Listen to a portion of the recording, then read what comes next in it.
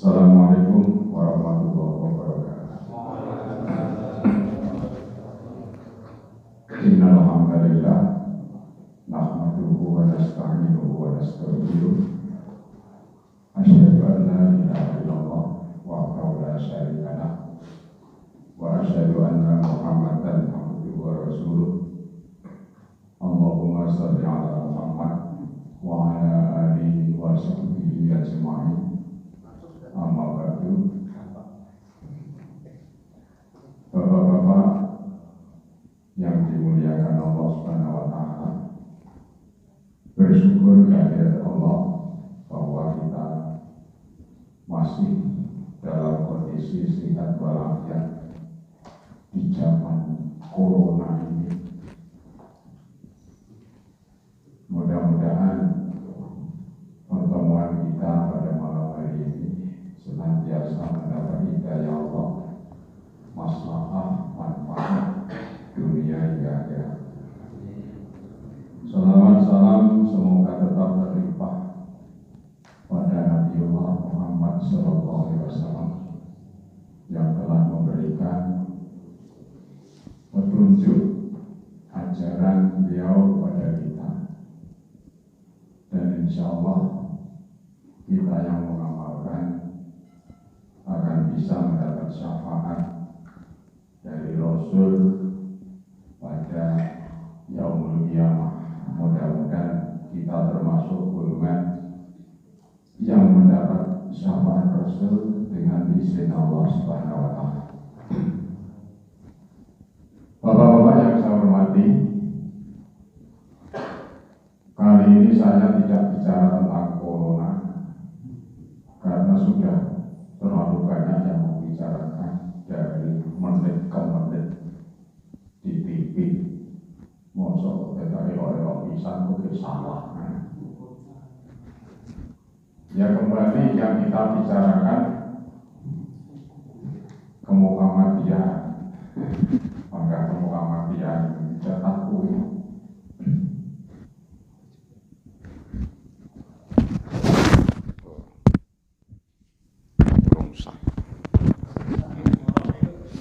Lali.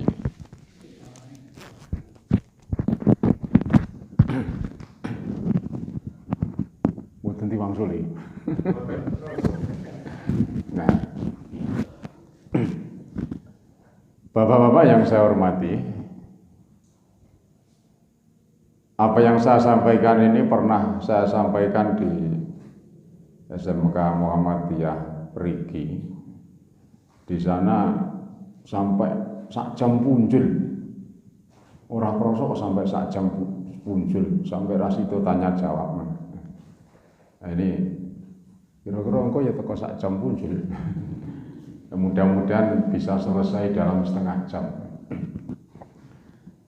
Bapak-bapak yang saya hormati, ya Muhammadiyah itu punya misi keakhiratan yang memang sangat kuat. Ya tentu seiring berdirinya organisasi itu sendiri, jadi terwujudnya masyarakat Islam yang sebenar-benarnya. Jadi bukan terwujudnya negara Islam, mungkin kleru. Kleru digiyepui sing berwenang itu. Jadi terwujudnya masyarakat Islam yang sebenar-benarnya. Terus sanes terwujudnya negara Islam.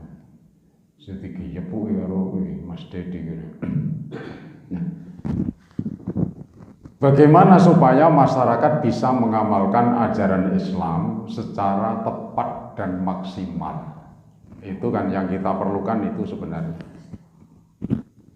Orang awam sering menanyakan, jadi Islam sing maksimal sing piye?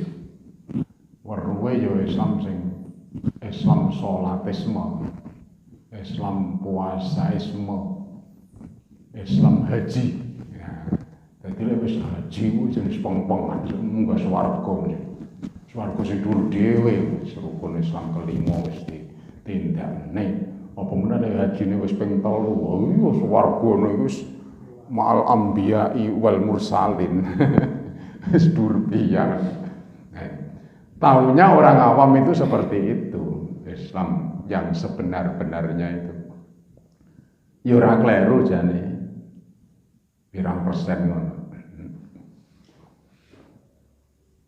Sebenarnya kalau kita kaji dalam versinya Muhammadiyah, Islam yang sebenarnya itu yang bagaimana ya? Islam yang semakin diamalkan semakin menjadikan umat Islam ini cerdas dan maju. Jadi kuwi sing Islam sing sak bener-bener iki Islam lek diamalne tenan ndadekne wong bisa cerdas lan maju.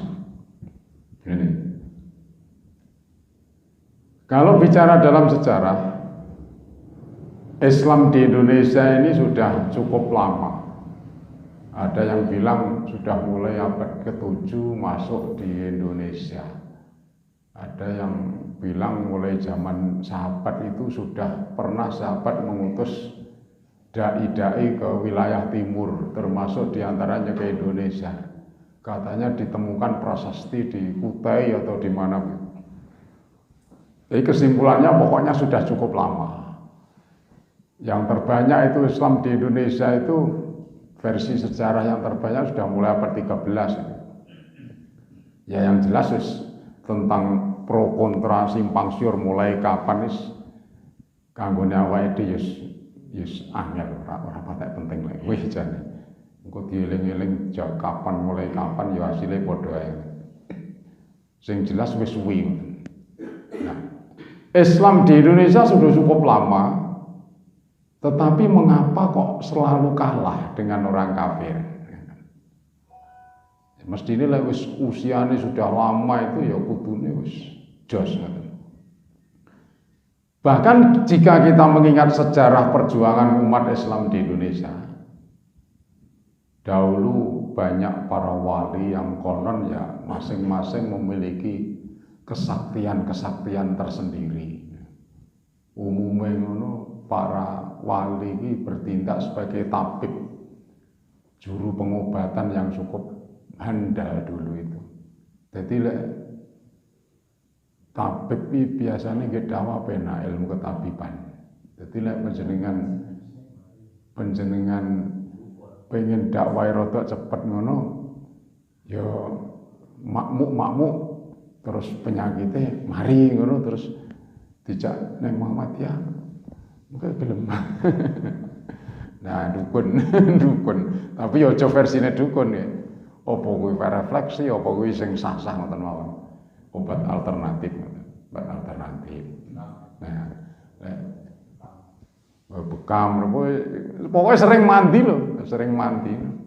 Kados wali sinten niku sing dadi putrane raja terus oleh tanah ning Blambangan niku kan nggih marekne putrine raja terus akhirnya putrine raja kira-kira stres ae.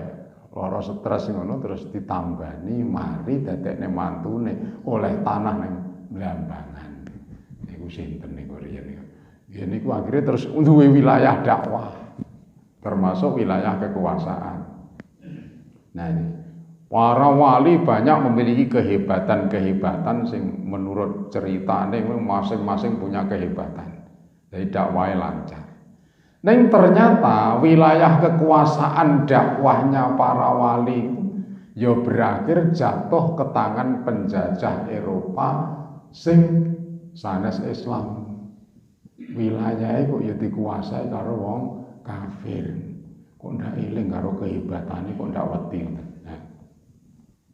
Bahkan jika kita mengenal para pahlawan kita seperti Fathahillah sing niku pendirine kota Jakarta niku Pangeran Antasari, Sultan Ageng Tirtoyo, Diponegoro, Imam Bonjol, Tengku Umar lan sak panunggalanipun gagah-gagah banget. Ning yo akhir-akhire niku kok yo kekuasaane kok yo pedhot. Pedhot karo londo. Nah, mereka semua itu adalah tokoh-tokoh muslim. Semua peperangannya selalu berakhir dengan kekalahan. Kalah di bidang militer, kalah di bidang politik, kalah juga di bidang ekonomi. Ada apa? Bahkan hingga masuknya Islam hingga masuk zaman merdeka pun masih bingung. Jadi Indonesia ini merdeka tenan apa ora? Bingung. Jepang kalah karo Londo kalah karo Jepang. Jepang kalah karo Sekutu. Indonesia menangnya karo sopo. Nah, Sekutu ki bangsane kuwi lho ndoro Amerika, ndoro Inggris, ndoro Londo, ndoro Australia. Apa menang karo Indonesia? Umpama menang karo Sekutu saiki lho wis Indonesia wis ning angkasa luar sana. Nah itu ternyata cuma memanfaatkan kekosongan kekuasaan. Sekutu teko ya kuwasa tapi jeblok sampai saiki. Kok ya semono to mian. Siji kalih merdekane Amerika ini memang menang total perang melawan Inggris, secara politik menang, ekonomi menang, secara militer menang. Nah, makanya jadi negara kuat. Lah Indonesia ya menang tapi secara nopo jeneng faktane menang tapi prakteknya nah niku secara ekonomi politik masih dikuasai oleh orang lain apa meneh secara militer. Mosok bambu runcing menang musuh bangsane pesawat terus apa nih panser berlapis baja. Jadi ki sing salah ki sing endi to sejarah menangin dengan tito Indonesia. Oh bae menangin yang karnaval. Karnaval yang menang. Jadi padahal ketika Islam diamalkan oleh generasi sahabat dari yang semula kekuatan kecil di Madinah mampu menaklukkan dua kerajaan besar, bagian barat niku Romawi, bagian timur niku Persia. Jarang daerah-daerah yang ada di wilayah itu yang tidak dikuasai oleh dua superpower. Semua dikuasai. Cuma daerah Mekah niku sing boten dikuasai wong ora doyan. Enenge mung bangunan suci Ka'bah. Jadi ndak doyan iki opo, tanah tandus ora doyan. Nah, akhirnya terus membentuk masyarakat sendiri yang agak liar, berlaku hukum rimba, matani anak wedok oleh. Nah, dan itu kan berlaku hukum rimba di situ karena lepas dari wilayah penjajahan. Tapi ketika Islam datang dan diamalkan dalam waktu yang singkat, dari kekuatan yang kecil itu tumbuh menjadi kekuatan besar. Mekah Madinah bisa disatukan oleh Kanjeng Nabi, kemudian dalam tempo 10 tahun itu berhasil menjadi negara yang kuat menguasai seluruh Jazirah Arab. Dilanjutkan negara-negara sekitar itu bergabung tunduk lalu menaklukkan wilayah-wilayah yang sampai sekarang ke seluruh dunia. Ini kok sebegitu? Nah, kok sebegitu? Nah, lek saiki kok kualik iki? Kualik. Padahal dulu kekuatannya umat Islam itu minoritas. Ketika hijrah ke Madinah itu umat Islam cuma 1.500 di Madinah itu. Sementara penduduk Madinah itu 10.000. Selebihnya itu ada penyembah berhala, Nasrani, Yahudi. Islam minoritas. Tapi dalam waktu yang cepat itu berhasil mengubah Madinah, bisa menaklukkan Mekah, kemudian menaklukkan seluruh Jazirah Arab. Ketika Islam diamalkan menjelma menjadi kekuatan yang maha dahsyat. Gitu.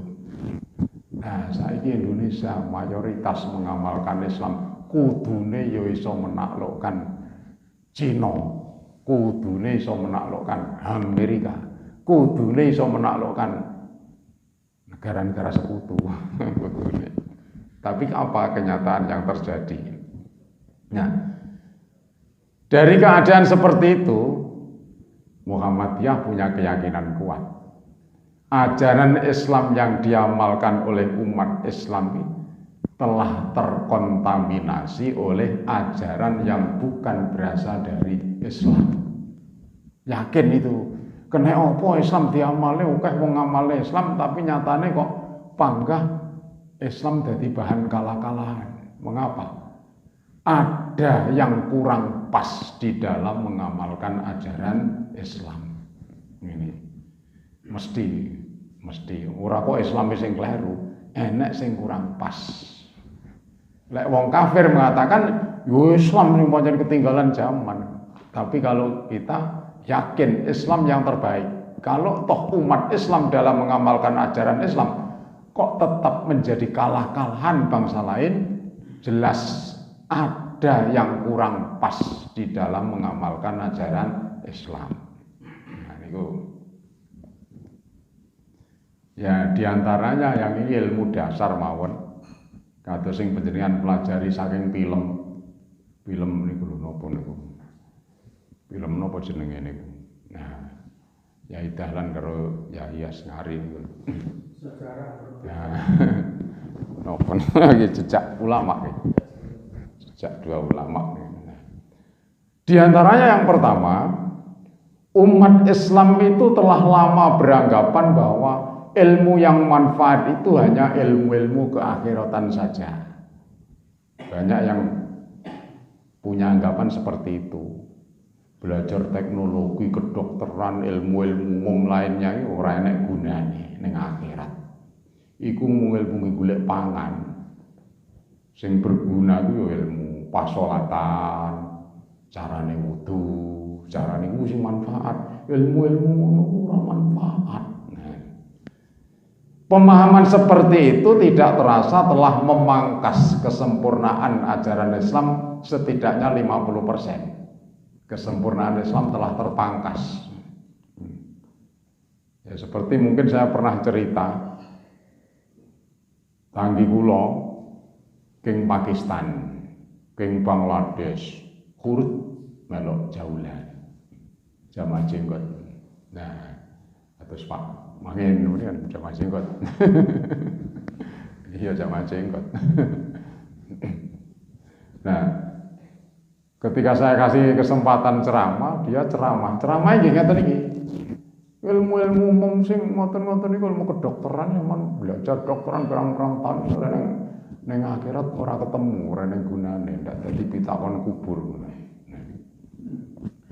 Jadi kita sering itu berarti memangkas kesempurnaan ajaran Islam. Setidaknya 50% kesempurnaannya telah terpangkas. Kita juga sering mendengar nasihat seseorang yang ya mungkin dipandang pintar dalam masyarakat.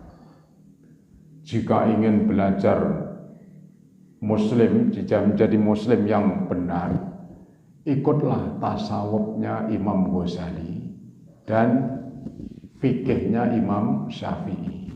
Kita masih sering mendengar hal seperti itu. Nah, di balik nasihat itu jelas ada maksud mengikat. Ya jarang yang tidak maksud mengikat. Ya enak bener tapi ya pirang persen. Ning ada maksud mengikat. Jadi sudah dipangkas separuh lalu masih diikat agar tidak punya peluang umat Islam dalam mencari pemahaman lain yang mungkin lebih objektif dan membawa wawasan bagi umat Islam. Ini. Maka kekuatan ajaran Islam kalau begitu tinggal seperempatnya. Wis dipangkas 50% mang pewangkas meneh. Karek seperempat. Masih sering. Yang kedua tadi yang pertama, yang kedua umat Islam terlalu membelenggu pemikiran mereka ke dalam fanatisme madhab. Terlalu membelenggu. Nah, masih sering terdengar itu guru-guru agama yang mengajarkan bahwa pindah-pindah madhab itu tidak boleh. Lah Syafi'i terus aja plimpan rono rene. Nah itu. Kita masih sering mendengar itu. Kalau memang itu untuk tujuan mencegah agar umat ini tidak termakan oleh fatwa-fatwa bebas yang membahayakan, itu ya ada benarnya.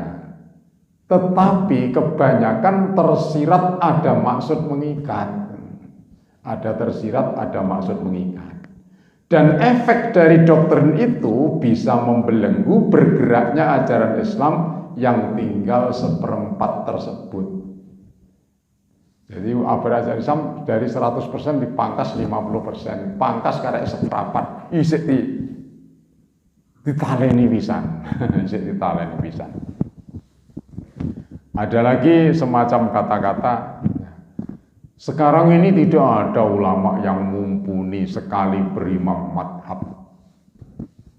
Wabil khusus Imam Syafi'i ora nek sing luwih mumpuni. Nah, niki nggih membelenggu ke dalam fanatisme. Efek dari fanatisme madhab menika diantaranya pertama, banyak persoalan umat yang tidak terselesaikan. Karena jika penyelesaiannya tidak ditemukan dalam kitab-kitab klasik karya madhab, ya sudah, tidak akan pernah bisa diselesaikan permasalahan itu. Misalnya ada kasus bayi tabung, bingung hukumnya apa bayi tabung. Bayi tabung angel duwe anak terus dijupuk bahane terus ditabung nih, jadi dilebokne ning rahim ngoten.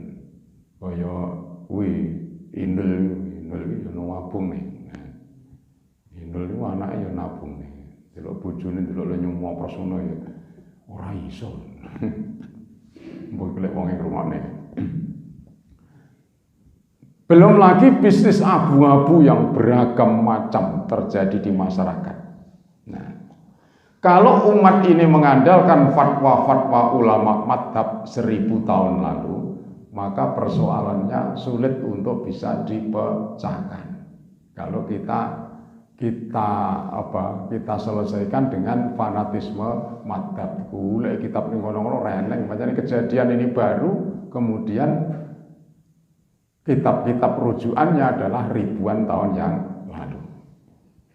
Akhirnya muncullah kesan bahwa agama tidak bisa menyelesaikan masalah.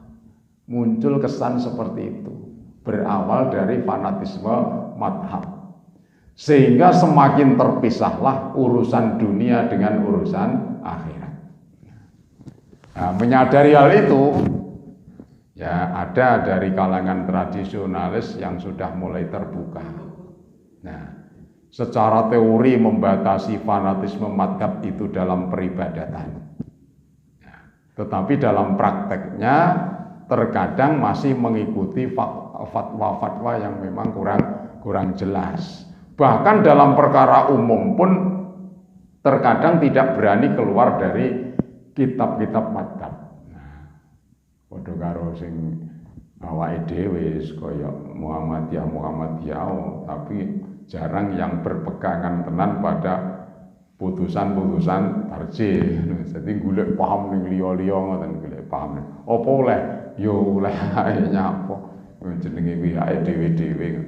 Nah, tapi kadang-kadang kita lebih mengutamakan fatwa-fatwa individu yang sifatnya perorangan. Nah, efek lebih lanjut dari fanatisme madhab, diantaranya muncul reaksi tidak puas dari sesama umat Islam sendiri, lalu memunculkan fatwa-fatwa perorangan yang tingkat subjektivitasnya terkadang lebih kuat dari fanatisme madhab itu sendiri. Maka perbedaan hasil fatwa pun terkadang menimbulkan saling salah menyalahkan, bahkan bisa berlanjut pada saling mengkafirkan antara fatwa ulama satu dengan ulama yang lain karena terlalu difanatiki oleh para pengikut. Pengikut siapa? Pengikut yang anti madhab. Jadi kecewa karena madhab tidak bisa menyelesaikan masalah, kemudian bikin fatwa sendiri, difanatiki, lalu bikin lagi perseorangan ndak podo difanatiki. Di situ akhirnya bodoh kerah dewi-dewi. Nah, timbul saling menyalahkan, bahkan saling kafir mengkafirkan. Menurut Romai Rama, saling bid'ah membid'ahkan. Bahkan di Timur Tengah kayaknya sampai sekarang sepertinya tidak pernah sepi dari bom bunuh diri podo-podo wong Islam. Nah, ning Iran ya sering, Iran wendel-kendel ngono ki. Ning mau masjid yo bom bunuh diri jeliyer yo akeh sing mati. Ning masjid ini bolone dhewe ngono kuwi piye? Itu ya berawal dari menolak fanatisme madzhab tetapi terjebak dalam fatwa-fatwa perorangan yang lebih subjektif lagi. Nah ini yang memang kadang-kadang sempat mencemaskan juga. Nah, terbelenggunya umat Islam ke dalam subjektivitas fatwa perorangan tersebut memudahkan masuknya paham lain yang dampaknya tidak lain yang gembosi terhadap pemahaman umat Islam. Nah ini, zaman penjajahan ini kan pendidikan pesantren itu kan ngaromne ilmu umum. Pesantren ini aja sampai dikarom, pesantren ini aja sampai kelebon ilmu-ilmu umum.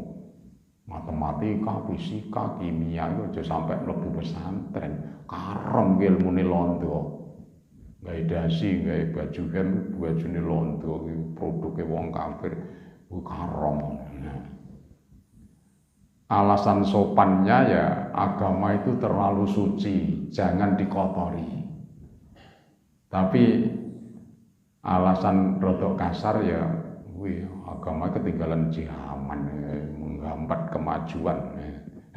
Itu kalau dalam dunia kafir. Nah, jadi ilmu pengetahuan agama dilarang masuk ke dalam pendidikan umum, itu kebalikannya. Kalau dalam pendidikan umum, pendidikan agama, pesantren, dilarang dimasukkan ke pendidikan umum. Karena apa? Yaitu tadi menghambat kemajuan jarine wong kafir. Nah, itulah upaya untuk memisahkan antara agama dengan umum yang dikenal dengan sebutan sekuler. Pemisahan antara agama dengan umum.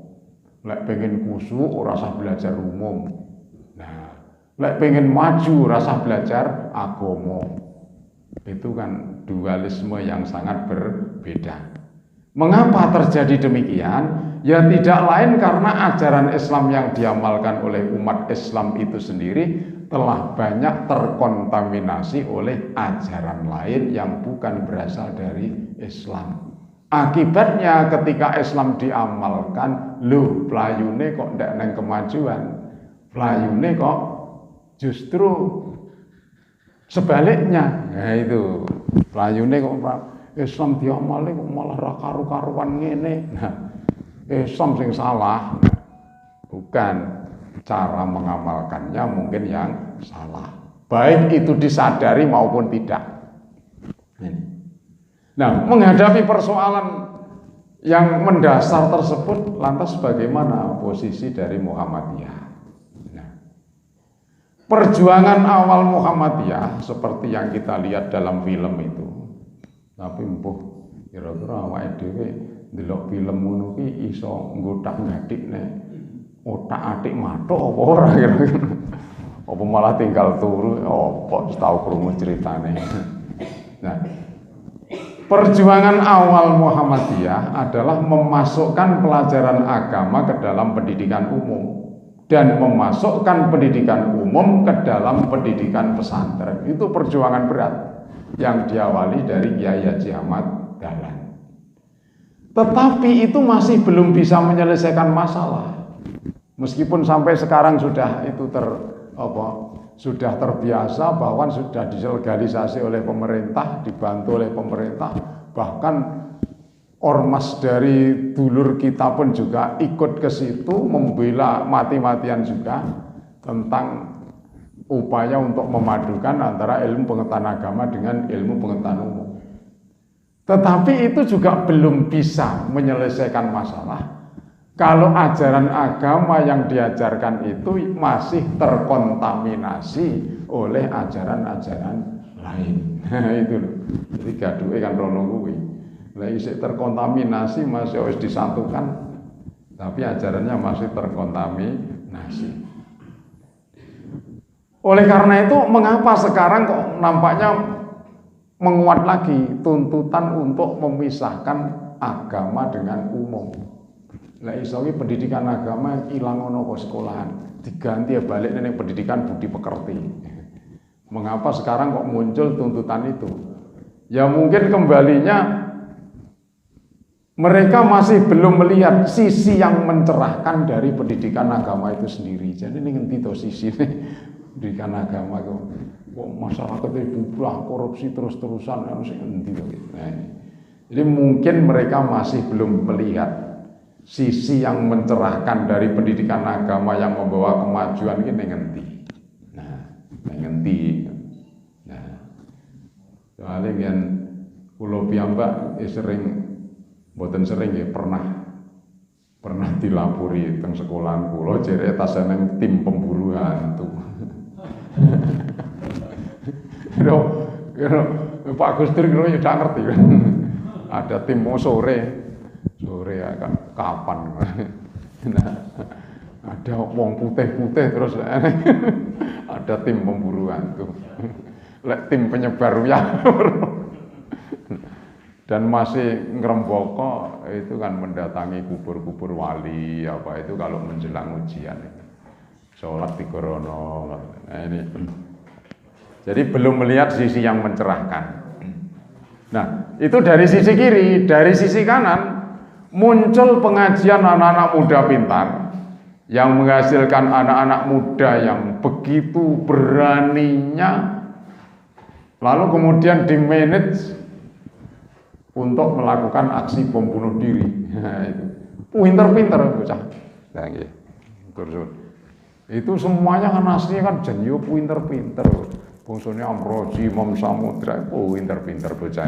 Nah, tapi kok mengapa kok bisa dimanage demikian rupa? Saya kira itu awalnya ya dari fatwa-fatwa perorangan tadi. Menjadi korban dari fatwa-fatwa perorangan. Ya kita tidak tahu apa di belakang fatwa perorangan ki nek dalang enek apa ora, wis kuwi urusane sing gawe urip. Tapi yang jelas faktanya seperti itu. Kita terlalu mudah untuk mengikuti fatwa-fatwa perorangan. Nah, sehingga kendalinya itu cenderung tidak ada. Nah, fatwa perorangan kan bebas. Anak muda kan jiwanya kan masih sak pinter-pinteran, luweh pinter gampang nyandak luweh penak di manage dibakar semangatnya begitu. Nah, zaman Bung Tomo akeh cah nom-nom wani mati apa meneh zaman Bung Soleh itu. Nah, itu kan dibakar semangatnya berani mati. Awakmu ke urip arep nyapon neh. Nah, urip dadak rabi ki repot dadak ngragati anak bojo. Haruan endang munggah swarga. Nah, inilah problem utama. Untuk persoalan ini memang berat bagi perjuangan Muhammadiyah. Karena Muhammadiyah bukanlah partai penguasa, bukan partai. Lagi pula intimidasi masyarakat terhadap Muhammadiyah itu masih terus marak sekali. Marak sekali. Karena itu tidak mungkin jika Muhammadiyah kok memastikan bahwa apa yang diajarkan oleh guru-guru agama kita ini sudah betul-betul Islam yang sesungguhnya, itu kan tidak mungkin bisa memastikan hal itu. Oleh karena itu sambil mencari solusi terhadap problem tersebut, lalu Muhammadiyah konsen untuk mendirikan lembaga pendidikan sendiri.